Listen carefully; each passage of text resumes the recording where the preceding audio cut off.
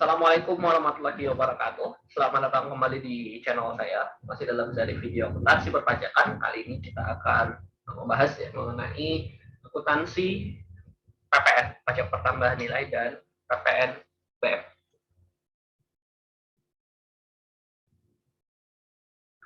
Baik, menu hari ini ada 6.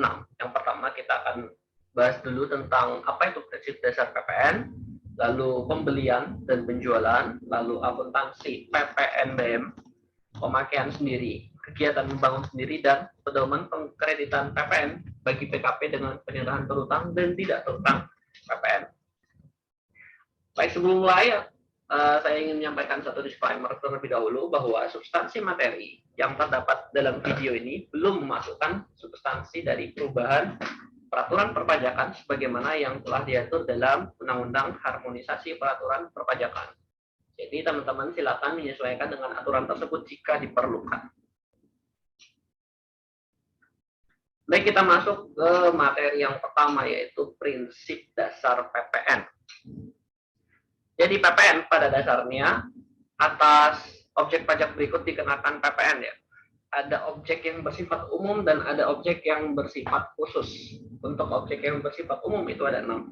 Yang pertama penyerahan BKP di dalam daerah pabean yang dilakukan oleh pengusaha, ada impor yang atas barang kena pajak, ada penyerahan JKP di dalam daerah pabean, pemanfaatan BKPTB dari luar daerah pabean di dalam daerah pabean, pemanfaatan JKP dari luar daerah pabean di dalam daerah pabean, dan ekspor BKP berwujud oleh PKP. Dan ada juga objek PPN yang bersifat khusus, yaitu KMS dan penyerahan BKP berupa aktiva yang menurut tujuan semula tidak untuk diperjualbelikan, atau penyerahan PPN 16D. Nah, atas objek pajak tersebut ada nilai-nilai yang menjadi dasar pengenaan PPN ya, atau DPP. Ada 5. Yang pertama adalah harga jual. Harga jual ini maksudnya adalah nilai berupa uang, termasuk semua biaya yang diminta atau seharusnya diminta oleh penjual karena penyerahan BKP. Lalu ada penggantian, yaitu nilai berupa uang, termasuk semua biaya yang diminta atau seharusnya diminta oleh pengusaha karena penyerahan JKP, atau nilai berupa uang yang dibayar atau seharusnya dibayar oleh penerima jasa karena pemanfaatan JKP, dan atau BKPTB dari luar daerah pabean di dalam daerah pabean. Yang ketiga nilai impor, di mana nilai impor ini adalah CIF ditambah BM ditambah dengan pungutan pabean lainnya jika ada. Yang keempat nilai ekspor. Nilai ekspor ini adalah nilai berupa uang, termasuk semua biaya yang diminta atau seharusnya diminta oleh eksportir dan nilai lain yang sudah ditetapkan sebagai DPP. Nah, pada dasarnya saat berutang adalah saat pembayaran atau saat penyerahan. Mana yang lebih dahulu terjadi. Jadi beda ya antara PPN dengan PPH. Kalau PPH yang kita kenalkan suatu penghasilan, terutang PPH ketika penghasilan tersebut dibayarkan. Tapi di PPN saat utangnya adalah yang mana lebih dulu antara pembayaran dan penyerahan.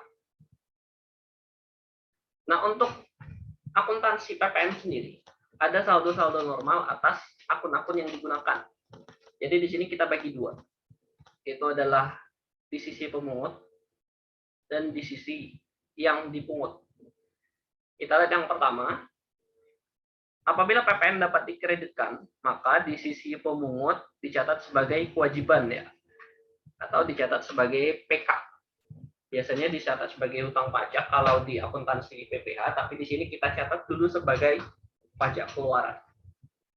Sementara bagi yang dipungut akan dicatat sebagai uang muka pajak gitu, atau dicatat sebagai piutang. Di sini nama akunnya adalah pajak masukan. Untuk PPN yang tidak dapat dikreditkan bagi pemungut tetap sebagai kewajiban ya, karena ada kewajiban untuk menyetorkan PPN tersebut di kemudian hari. Hanya saja perbedaannya ada di sisi yang dipungut. Bagi yang dipungut PPN, dia tidak bisa mengkreditkan PPN tersebut, maka dia boleh mengkapitalisir ke nilai aset atau dia bebankan sebagai biaya. Biasanya dicatat sebagai beban PPN. atau langsung dimasukkan ke nilai inventory yang dibeli. Lalu yang ketiga, ketika terjadi retur. Ya, ketika terjadi retur, maka saldo pajak keluaran di sisi pemungut itu akan di debit, gitu ya. Jadi kewajibannya berkurang ketika ada retur, dan di sisi yang dipungut akan mengurangi piutangnya. Jadi piutangnya dikredit pajak masukannya. Nah, kita masuk ke bagian yang kedua, yaitu tentang pembelian dan penjualan. Kita sudah masuk ke substansi dari akuntansi PPN-nya. Jadi kita mulai masuk ke ranah accounting-nya gitu. Di sini contoh soal untuk pembelian tunai pada tanggal 20 Oktober 2020, PT Cemilan melakukan penjualan barang dagangan 1.000 kg secara tunai kepada PT Burung Wayang dengan nilai 10 juta rupiah dengan potongan tunai sebesar 1,5 juta. Jadi di sini kita hitung terlebih dahulu, pembeliannya adalah sebesar 10 juta, ada potongan ya, diskon sebesar 1,5 juta, maka DPP PPN adalah sebesar 8,5 juta. Dan 8,5 juta ini dipungutlah PPN sebesar 10%, yaitu 850.000. Maka uang yang dibayarkan oleh PT Burung Wayang adalah 9.350.000. Jurnalnya seperti ini. Untuk sisi pembeli, pembelinya adalah PT Burung Wayang. Dia mencatat pemasukan inventory sebesar 8,5 juta. Lalu mencatat pajak masukan. Pajak masukan ini adalah PPN yang sudah dibayar dan nanti akan ditandingkan atau dikurangkan dengan PK-nya di akhir masa. Sebesar 850.000. Di saldo normal dicatat di sisi debit, dan cash yang dibayarkan sebesar 9,35 juta. Sementara di sisi penjual, dia catat cash yang diterima 9,35 juta. Pajak keluarannya 850.000 dan sales revenue atau penjualannya adalah sebesar 8.500.000 rupiah. Lalu selanjutnya pada tanggal 20 November 2020, PT Burung Wayang ini menjual 300 kg barang dagangan kepada PT Arisalah dengan harga jual 15.000 per kilogramnya. Dan PT Burung Wayang memberikan bonus sebesar 10 kilo. Nah, jadi bonus ini itu dicatat sebagai tambahan ya. Jadi di sini terpisah dari penjualannya. Di sini kita lihat DPP atau harga jual 300 kg dikalikan dengan 15.000 sebesar 4,5 juta. PPN 450.000. Seperti itu. Nah, bonus itu dicatat kuantitasnya adalah 10 kg tadi ya. Dikalikan dengan 10.000. 10.000 dari mana, kita tarik ke belakang dulu. Di sini 10 juta. Kita bagikan dengan 1.000 kg, itu nilainya adalah sebesar 10.000 per kilogram ya. Jadi di sini untuk bonus itu DPP-nya adalah harga pokok atau COGS-nya. COGS menjadi harga pokok yang merupakan DPP PPN-nya. Kenapa? Karena bonus ini pada dasarnya adalah pemberian cuma-cuma. Gitu. Jadi karena dia adalah pemberian cuma-cuma, maka DPP-nya adalah dipakai DPP nilai lain. Di mana di sini DPP nilai lainnya adalah harga pokok atau COGS-nya, yaitu sebesar 10.000. Nah, 10.000 kita kalikan dengan jumlah bonus yang diberikan, yaitu sebesar 10. Ya, jadi di sini adalah 100.000. Atas bonus ini tentu saja tetap berutang PPN. PPN-nya adalah 10% dikalikan dengan DPP, yaitu 100.000 kita kalikan dengan 10%, dapatnya adalah sebesar 10.000. Maka kas masuk total adalah sebesar 4,5 juta. Kita tambahkan dengan 450.000, kita tambah lagi dengan 100.000. Lalu kita tambahkan dengan 10.000. Jadi di sini Oh maaf, di sini 100 ribunya enggak ya, 100 ribunya kan bonus, jadi tidak cash masuk. Kas masuknya adalah 4,5 juta, kita tambah dengan 450 ribu, kita tambahkan dengan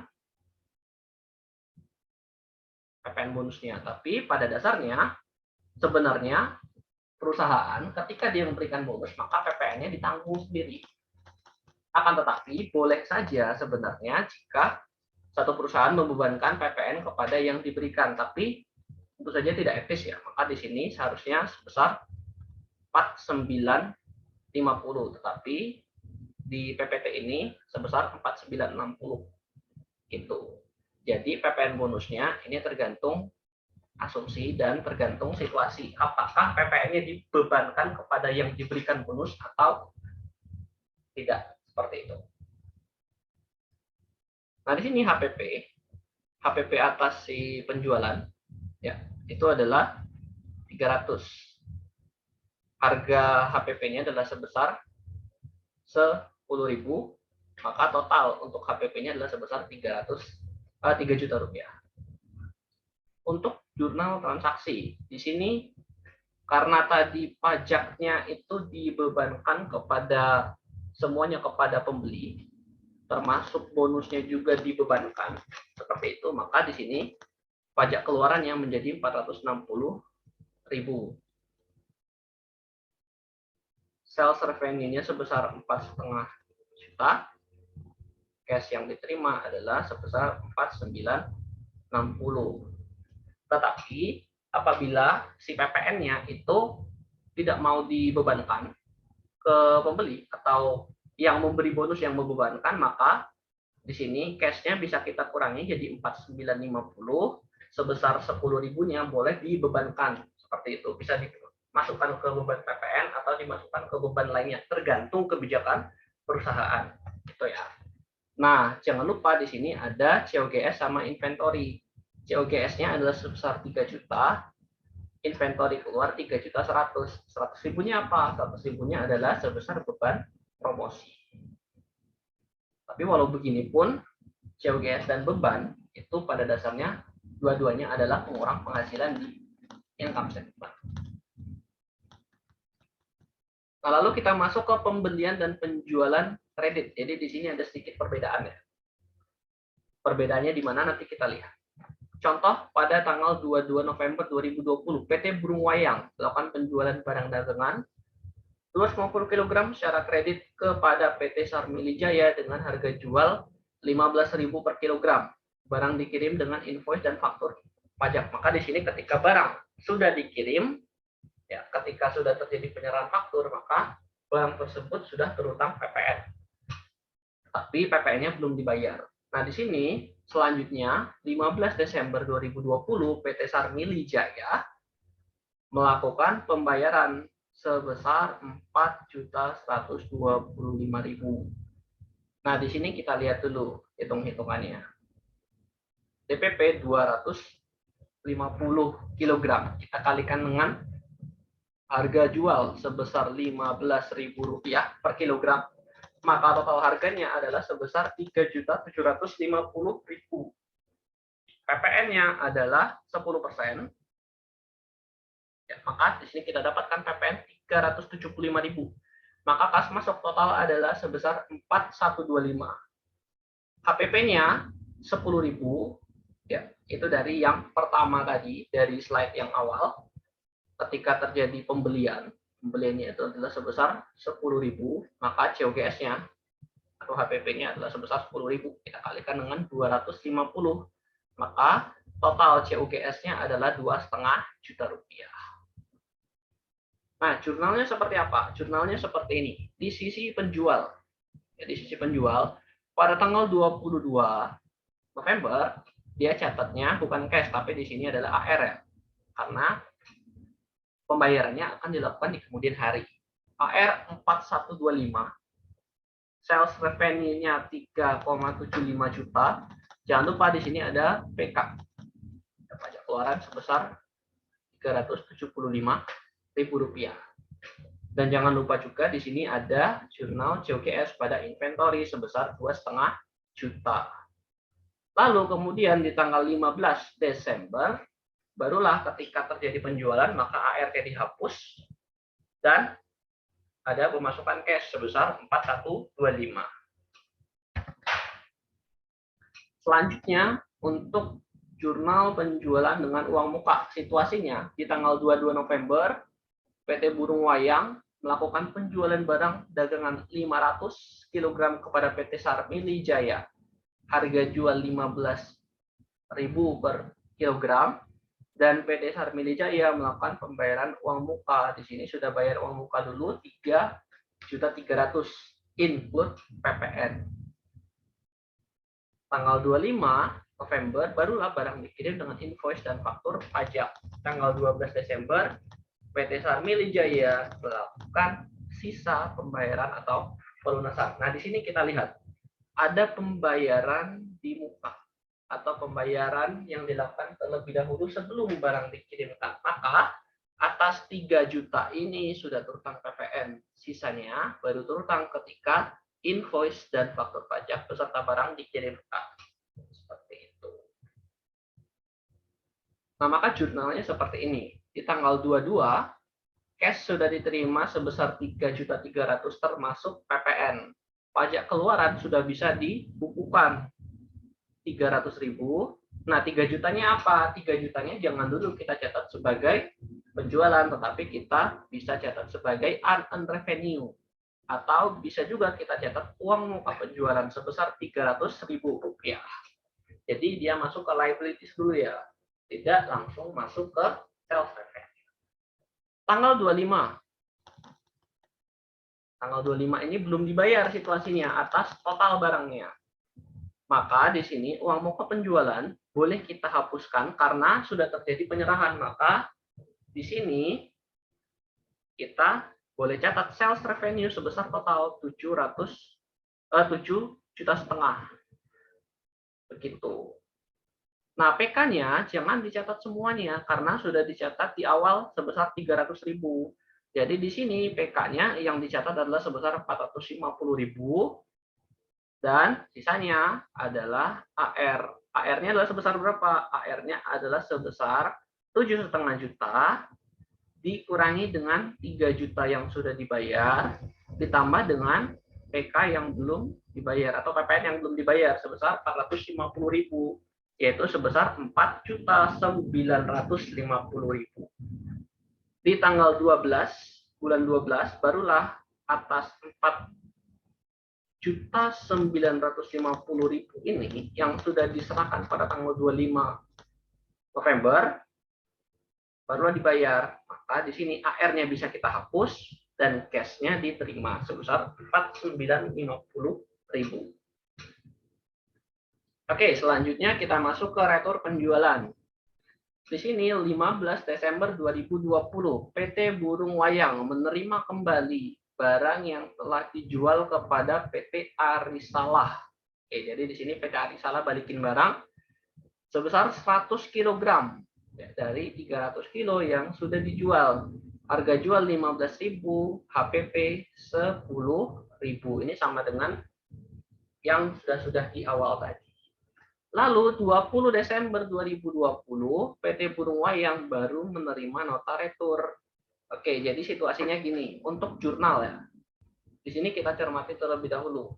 Tanggal 15 Desember baru terjadi return. Maka di sini kita catat sales return and allowance atau retur penjualan bahasa Indonesianya sebesar 1,5 juta. Pada cash sebesar 1,5 juta.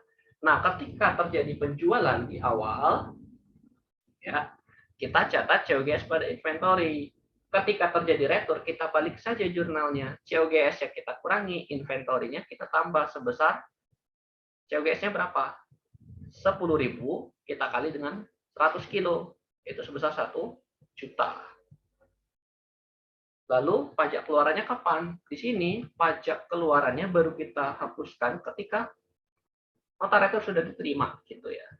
Ketika nota retur sudah diterima dari pembeli. Jadi pembeli yang membuat nota retur dan ketika diterima oleh penjual, maka barulah PK-nya boleh kita kurangkan sebesar 150.000. Lalu sisanya dibayar cash 150.000.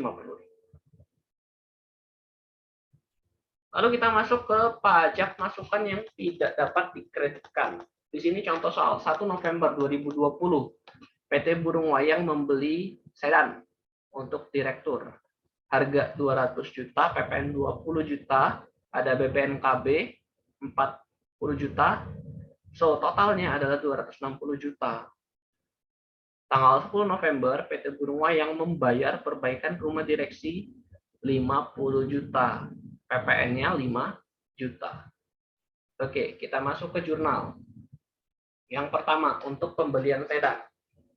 Pada dasarnya, sedan itu adalah aktiva tetap.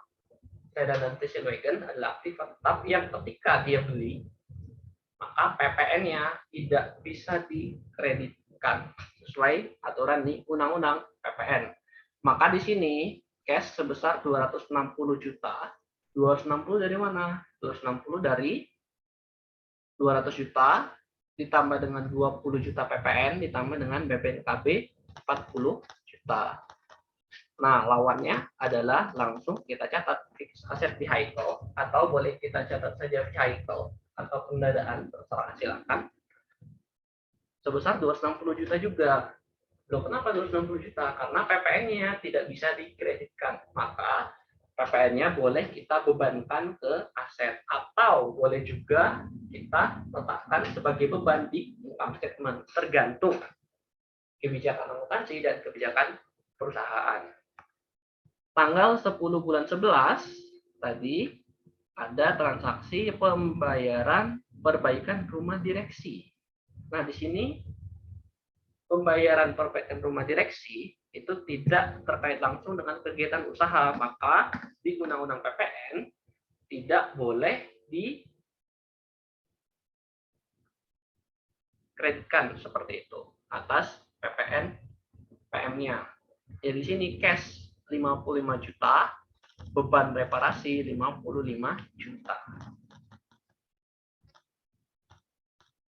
Lalu kita masuk ke PPN atas pemanfaatan JKP dari luar daerah pabean di dalam daerah pabean, yaitu di pasal 4/1 Undang-Undang PPN.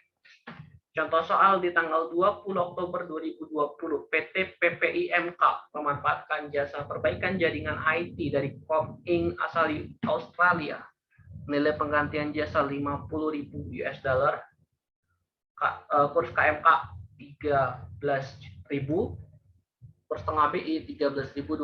WP menggunakan kurs tengah BI dalam pembukuan kelas. Oke, jadi kita masuk ke hitung-hitungannya. DPP. Di sini untuk DPP 50.000 kita kalikan dengan kurs KMK sebesar 13.000. Nah, tapi ingat kurs KMK ini hanya digunakan untuk dasar pengenaan pajak ya. Untuk jurnal transaksinya, untuk transaksi yang sebenarnya tetap menggunakan kurs yang berlaku saat itu. Oke, jadi di sini 50.000 kita kali 13, 650 juta. PPN-nya 10%, 65 juta. Dan jangan lupa, atas pembayaran jasa luar negeri, si penerima penghasilan itu ada PPh 26 yang harus dipotong ya sebesar 20%, 130 juta. Lalu di sini biaya jasa 50.000 kita kalikan dengan nilai kurs tengah BI. Ini untuk kurs atas pembayaran jasanya sebesar 660 juta. Lalu PPh pasal 26, ya di sini ada PPh pasal 26-nya, yaitu sebesar 10.000 dari 50.000 kita kali 20%, kita kalikan dengan kurs KMK sebesar 130. Ini jangan lupa PPh pasal 26 sifatnya memotong biaya jasa yang dibayarkan. Maka utang ke Com Inc. sisanya adalah sebesar 530 juta. Untuk jurnal, kita lihat jurnalnya. Di sisi penjual.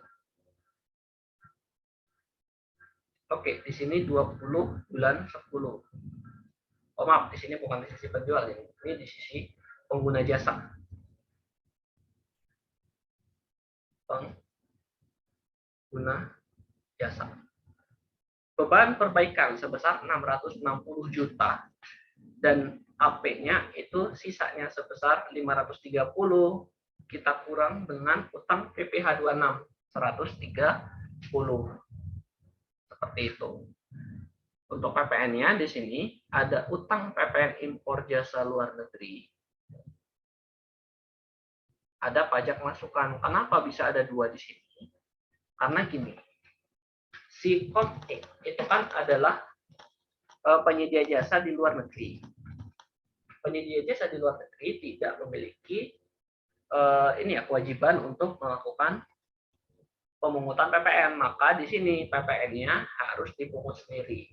Ada utang PPN sebesar 65 juta, tetapi utang PPN ini pada dasarnya adalah pajak masukan bagi si yang menyetor, yaitu di sini adalah si PT PPIMK-nya, seperti itu. Jadi jurnalnya pajak masukan 65 juta, utang PPN impor jasa luar negeri 65 juta. Tanggal 1 bulan 11 2020, di sini jangan lupa PPh 26-nya dibayarkan. Jadi utangnya kita hapus, cash-nya kita bayar 130 juta. Dan di akhir masa pajak, si pengguna jasa buat jurnal seperti ini, tanggal 30 bulan 11. Ya. Di sini transaksinya beda ya. Di sini contoh jurnal di akhir masa pajak, jadi tidak terkait dengan yang tadi. Di sini misal contoh ada PK 20 juta, PM 15 juta, maka sisanya adalah PPN yang masih harus dibayar. Maka di sini utang PPN adalah sebesar 5 juta. Umpamanya pengguna jasa tadi memiliki PK. Tanggal 10 bulan 12 2020, di sini utang PPN 5 juta. Yang tadi kita hapus, maka di sisi kredit cash dibayar sebesar 5 juta. Dan di tanggal 31 bulan 12 2020 di sini ada contoh lagi untuk masa Desember. Ternyata di sini PK 20 juta, PM 30 juta. Maka lebih besar, maka di akhir masa pajak WP atau PKP memiliki dua pilihan, yaitu mengkompensasi ke masa pajak selanjutnya atau melakukan restitusi. Tapi di akhir tahun pada dasarnya PKP biasanya memintakan restitusi, maka di sini restitusi PPN sebesar 10 juta. Seperti itu. Baik, kita masuk ke materi yang ketiga, yaitu tentang akuntansi PPN BM. Oke, jadi kita masuk dulu ke konsep PPN BM dalam transaksi. Di sini barang mewah dimasukkan dari luar negeri ke dalam negeri. Jadi barang mewahnya diimpor. Seperti itu. Di sini barang mewah diimpor oleh importir non pabrikan. Artinya barang mewah ini dia sudah sifatnya adalah CBU, completely built unit. Nah, di sini ketika impor atas barang mewahnya sudah bersifat CBU, maka atas impor tersebut langsung berutang PPN BM ketika terjadi impor. Nah, ketika importir non pabrikan ini melakukan penjualan ke pengecer, pembelilah, pengecer atau pembeli terserah. Nah, di sini sudah tidak terutang PPN BM lagi. Terus PPN BM-nya kemana? PPN BM-nya boleh kita jadikan komponen HPP. Seperti itu. Jadi dikapitalisir ke HPP-nya. Lalu ketika dijual lagi ke pengecer yang lain, ke pengecer tingkat 2,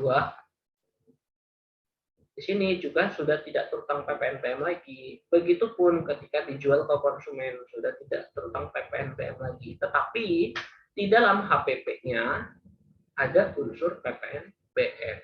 Seperti itu. Jadi PPN BM sifatnya hanya terutang satu kali. Nah, di sini bedanya adalah ketika dia yang mengimpor adalah importir pabrikan.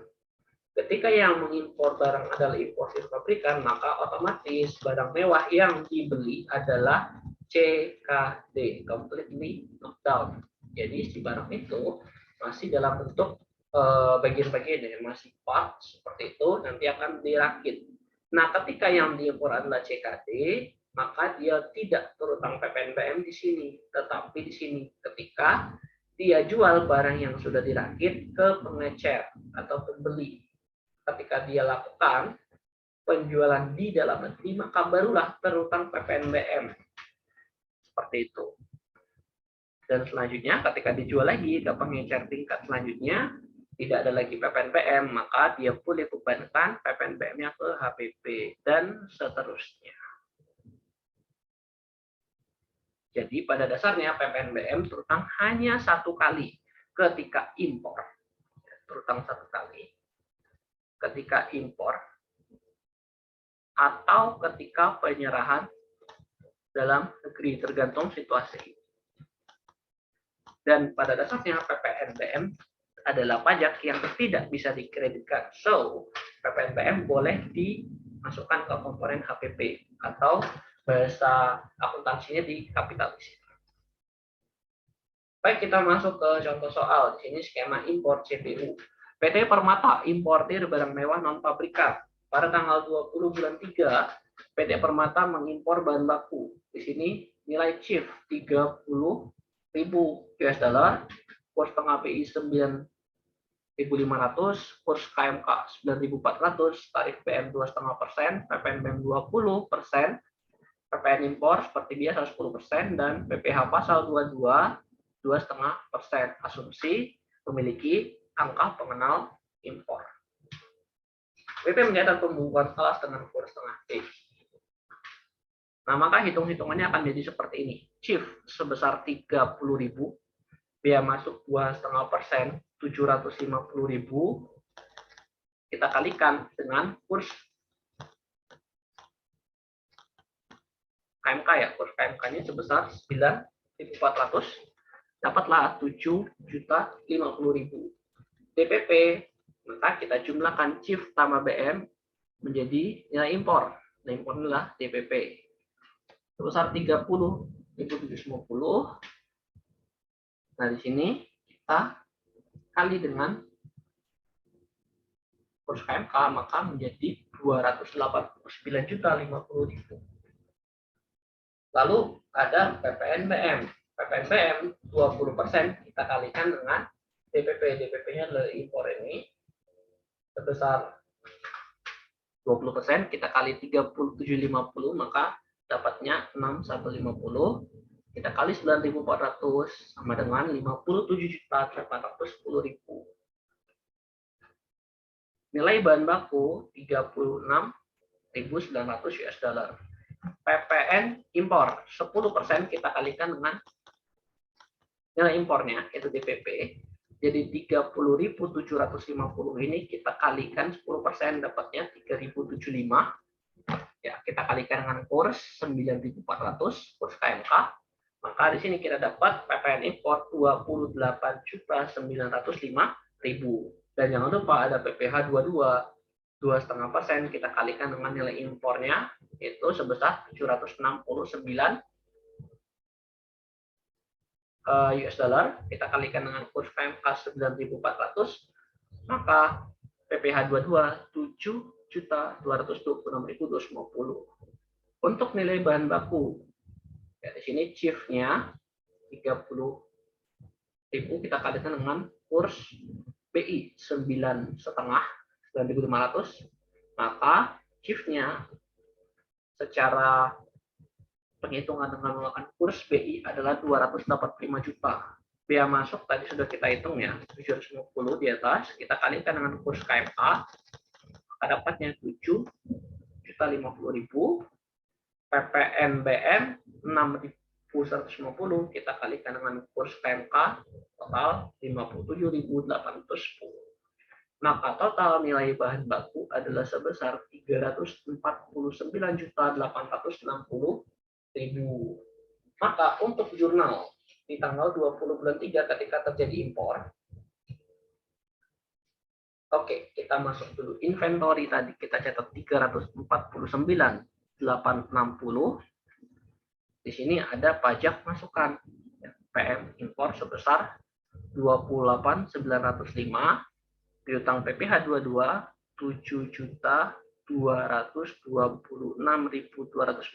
kita tarik dari sini. Nah, di sini kita pisah ya, antara AP dengan cash-nya. Cash dari mana? Cash itu adalah pembayaran pajak-pajak atas impor. Jadi di sini pajak-pajak atas impornya, yang pertama adalah PPh 22. Kita ganti warna dulu. PPh 22, PPN impor, PPN BM, dan bea masuk. Ini dibayar ketika terjadi impor. Itu ya. Jadi ketika terjadi impor, setelah dibayar, dan di pelabuhan mau ambil barang, bayar dulu. Biaya impor ini cash, tidak bisa secara utang. Yang bisa secara utang apa? Yang bisa secara utang adalah atas chief-nya aja. Gitu. Jadi chief-nya ini dibayar secara utang seperti itu. Ini bisa secara utang, bisa juga sudah dibayar di awal. Kalau dibayar di awal, itu dia pakai yang namanya letter of credit.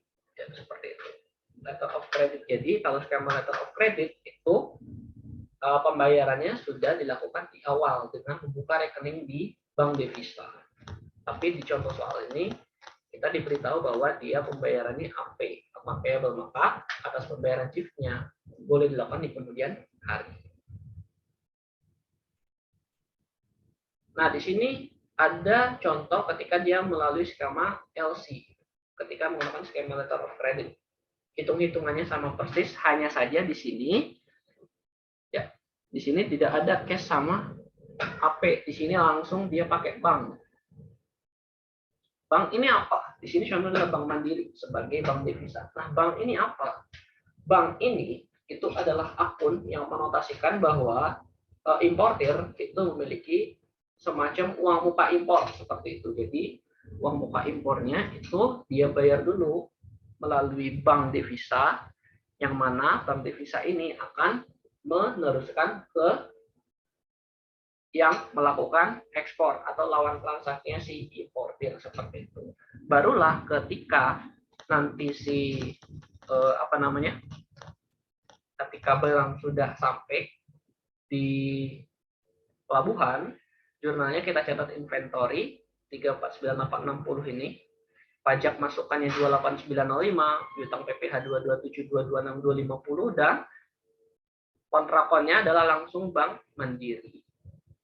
Lagi-lagi, apakah menggunakan skema LC atau menggunakan skema sebelumnya, dipisah cash dengan account payable, tergantung soal, dan silakan berasumsi.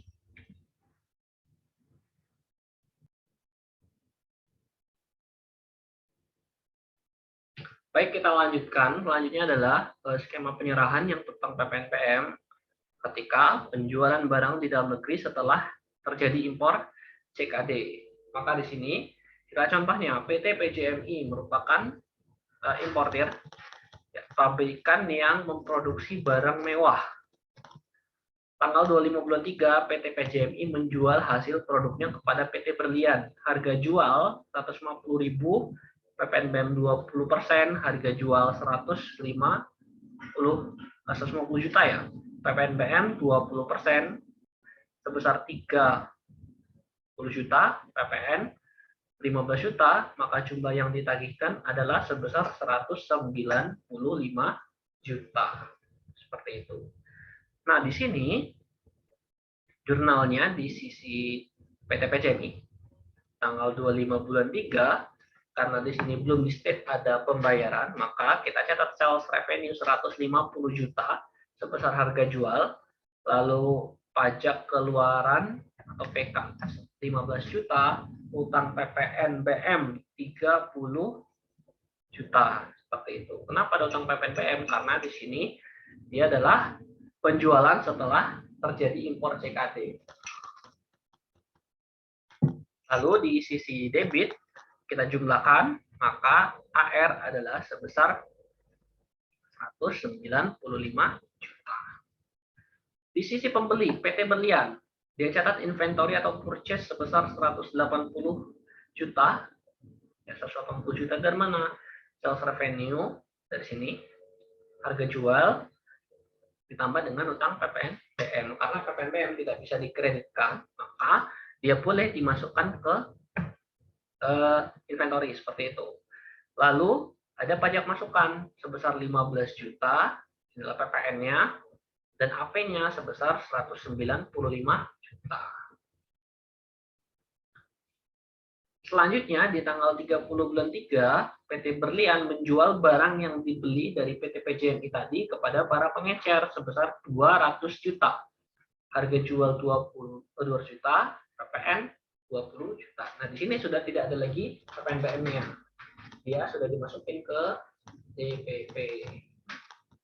Maka jurnalnya AR sebesar 220 juta, sales revenue 200 juta, PK 20 juta. Jangan lupa dicatat COGS dan inventory. Oke, kita masuk ke materi yang keempat, yaitu tentang pemakaian sendiri. Untuk pemakaian sendiri ada dua macam ya, ada dua macam pemakaian sendiri. Yang pertama adalah pemakaian sendiri untuk tujuan produktif dan ada pemakaian sendiri untuk tujuan konsumtif. Untuk tujuan produktif, dia tentang PPN ketika output dari si pemakaian sendiri ini atau dari perusahaan, dia mendapat fasilitas tidak dipungut atau dibebaskan dari PPN. Atau di sini biasa kita asosiasikan dengan faktor pajak 07 dan 08. 07 tidak dipungut, 08 dibebaskan. Seperti itu. Ada juga pemakaian sendiri tujuan produktif yang tidak terutang PPN. Kapan? Ketika outputnya adalah atas PKP yang terutang PPN. Sementara untuk pemakaian sendiri tujuan konsumtif itu sudah pasti terutang PPN. Seperti itu ya. Nah, di PP nomor 1 tahun 2012, pemakaian sendiri untuk tujuan produktif tidak perlu dibuat faktur sepanjang digunakan untuk melakukan penyerahan yang terutang PPN. Seperti itu. Kita masuk ke contoh soal untuk pemakaian sendiri. 6 September 2020. Di sini PT Beldit memproduksi oli sintetis menggunakan oli produksinya sendiri untuk mesin pabrikan senilai 10 juta ya, 10 juta. Maka di sini tanggal 6 bulan 9 inventory yang keluar adalah sebesar 10 juta untuk pemakaian sendiri. Nah, sisanya boleh kita bebankan ke factory overhead karena dia adalah bagian dari produksi seperti itu. Jadi dia boleh kita masukkan ke FOH. Tanggal 9 bulan 9.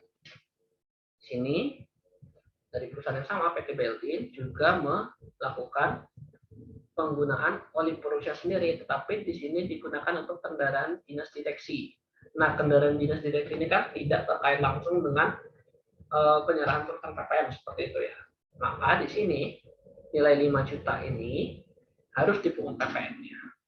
Maka inventory adalah keluar sebesar 5 juta, yaitu HPP dari si olinya. PPN keluaran harus dipungut sendiri 500.000. Factory overhead dibebankan sebesar 5,5 juta.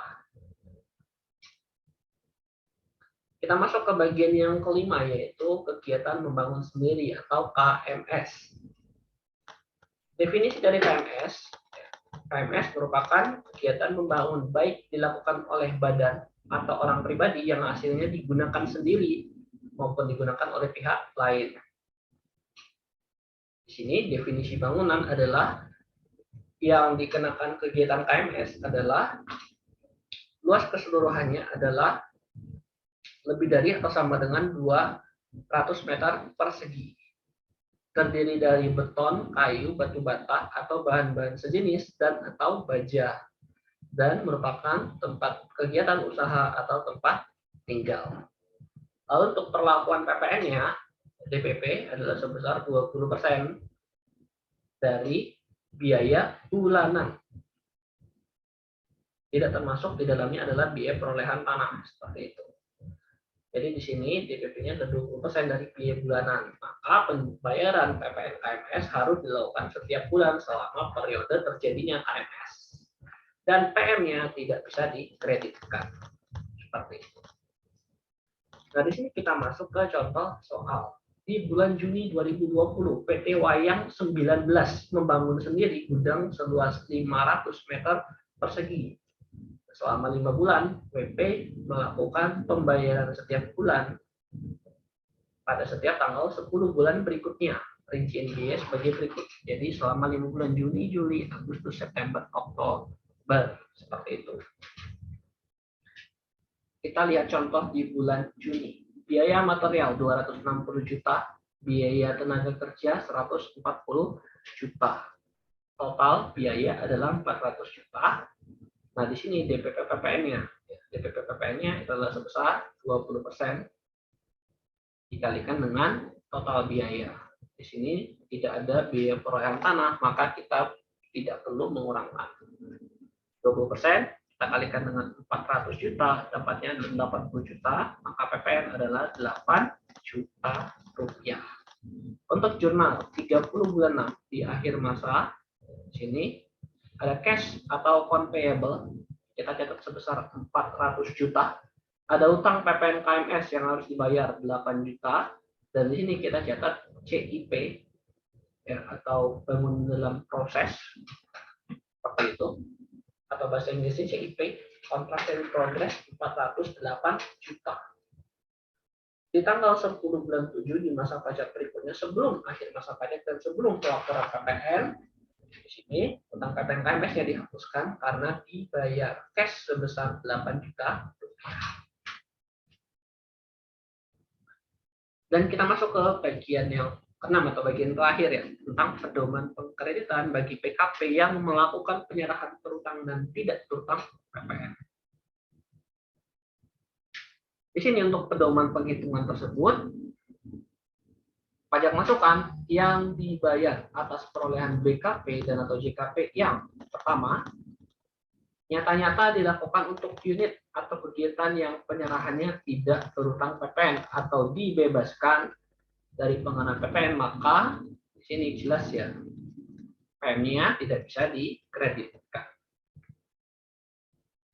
Yang kedua, ketika PM nyata-nyata digunakan untuk unit atau kegiatan yang atas penyerahannya terutang PPN, so di sini jelas dapat dikreditkan. Gimana kalau dua-duanya?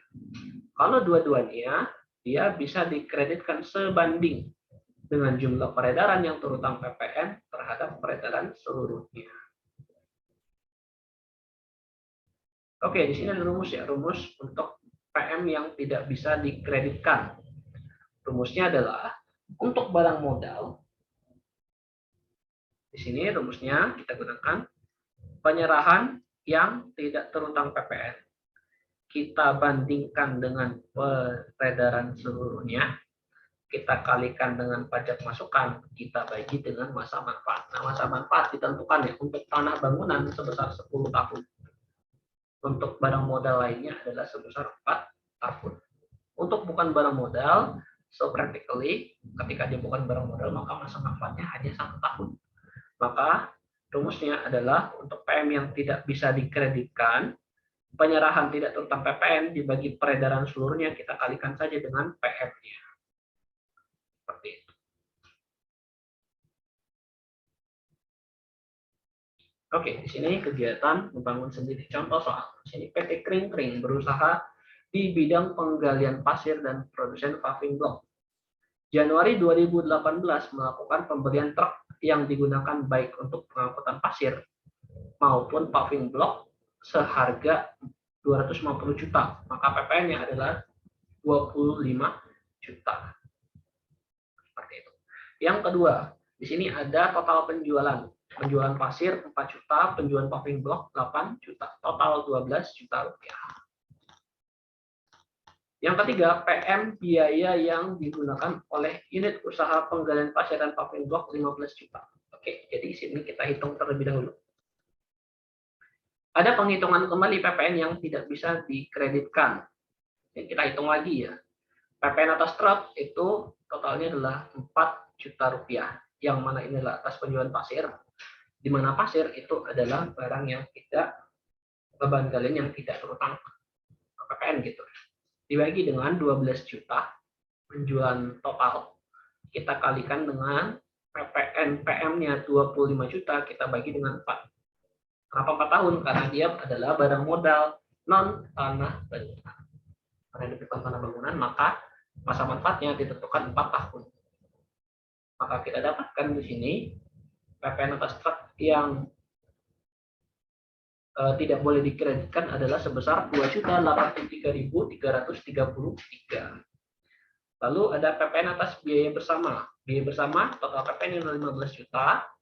Nah, di sini biaya bersama harus dipisahkan antara penggalian pasir dan paving block.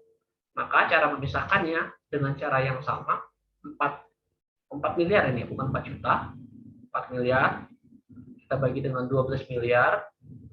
4 miliar dari penjualan pasir, 12 miliar dari penjualan total. Kita kalikan dengan PM-nya 15 juta. Maka 5 juta adalah PPN yang tidak bisa dikreditkan. Maka jurnalnya adalah sebagai berikut. PM yang sudah terlanjur dibukukan sebesar 7.083.333. Di sini dibulatkan 5 juta, kita tambah dengan 2.083 ini. Kita taruh di sisi kredit, kita kurangi, dan di sini ada biaya pajak. Biaya pajak ini adalah pajak yang menjadi masih harus dibayar sebesar 7.083. Di sini sifatnya adalah dibebankan. Oke, sekian yang bisa saya sampaikan pada video kali ini. Semoga bermanfaat dan sampai jumpa di video selanjutnya. Assalamualaikum warahmatullahi wabarakatuh.